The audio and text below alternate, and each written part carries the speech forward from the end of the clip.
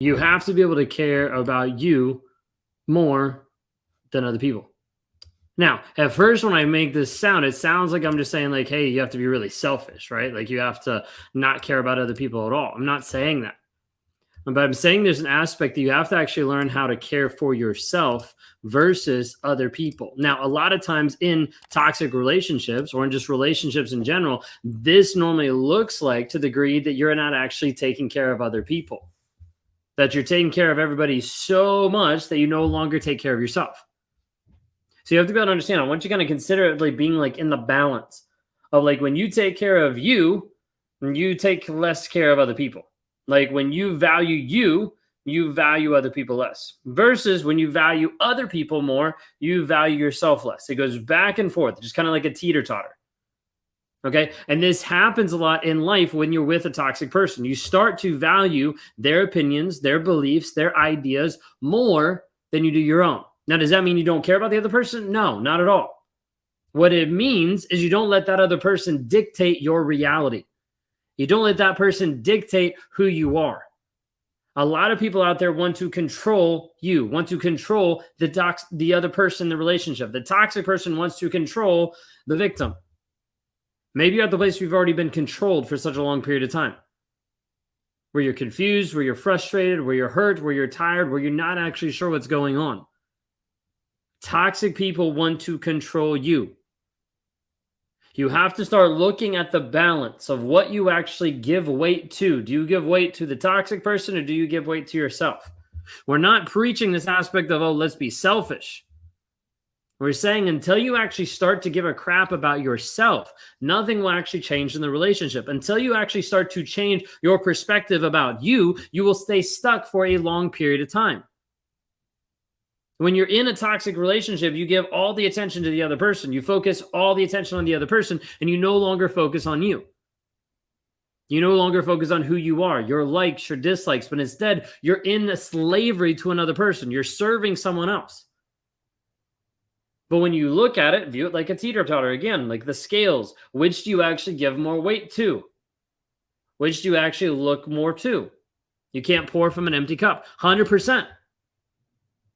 But do you know how many times people try to pour from an empty cup into their kids? They've been in a toxic relationship. They've been doing life for a long period of time, and they don't have anything investing in themselves, and they're trying to pour into their kids. They're trying to grow their kids from an empty cup.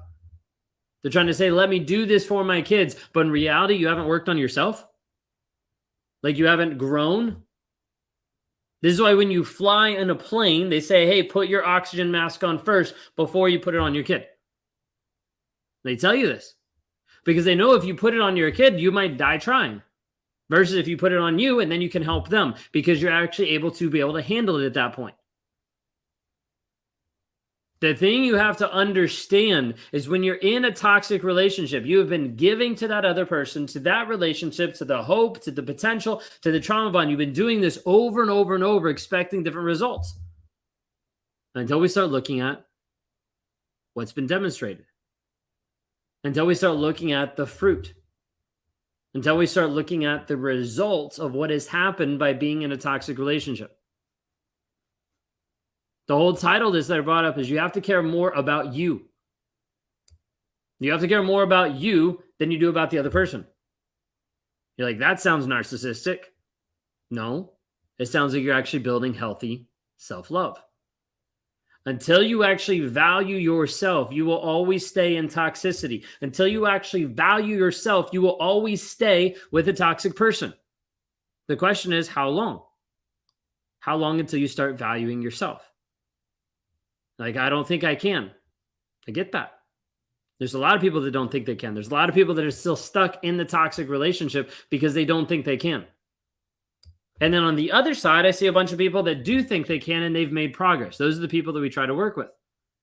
They're like, well, that sounds like you're alienating all the people. No, I'm working with the people that I can serve. There's only so many people that actually want to change. There's other people that want to stay victims. There's other people that want to stay stuck. There's other people that are unwilling to do what's required to actually move forward and to grow, change, and develop. The journey that you're going down is not an easy one.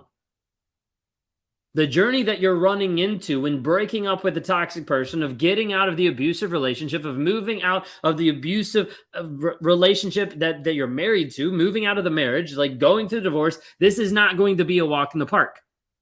This is not going to be easy. And until we change the thought process, until we change the story that you're telling yourself, you won't break the trauma bond. You won't break the rumination. This person will continue living rent-free in your life forever. You're like, forever seems like a long time. That's what we see, though. We see people that have been in a toxic relationship and still go back, or stay longer than they actually want, or they get free and they're still in their head. You might think that leaving the toxic relationship gets you free. It doesn't. You might think that going no contact gets you free. It doesn't. Because there is a lot of people that are still free. They are still out of the relationship and they're still slaves. Slaves in their own mind, with their own limiting beliefs, with their own thought process, with their own things that limit them and keep them stuck. Oftentimes, they're here in their head, the voice of the narcissist. The toxic person telling them over and over and over that you can't do this, that you're not good enough, that no one's going to want to date a single mom with kids, that you don't look good, that you didn't get enough sex and that's why he left you, that you weren't good in bed, so that's why he cheated on you. You're going to hear phrases and thoughts and things go in your head over and over that are not true, but are meant to keep you stuck and sedated, that are meant to control you and keep you from actually reaching your full potential.